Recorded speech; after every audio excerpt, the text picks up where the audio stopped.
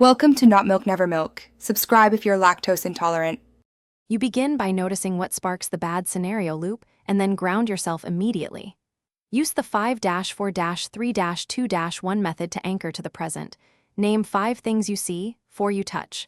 Once done, give yourself a simple 3-10-minute goal to redirect attention, like counting breaths or doing a quick physical task.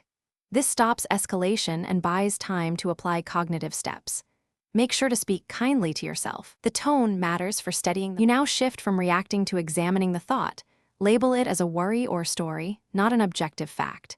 Then test it. List 3 pieces of evidence that support the scenario and 3 that contradict it.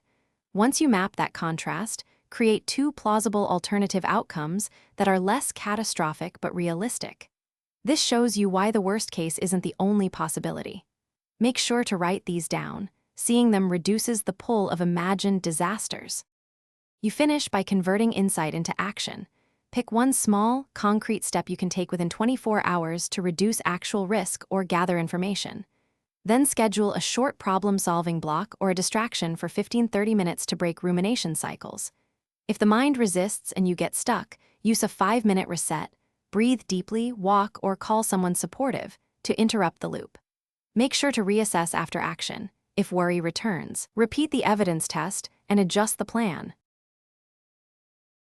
Thanks for watching. If this was helpful, leave a like and consider subscribing. See you next time.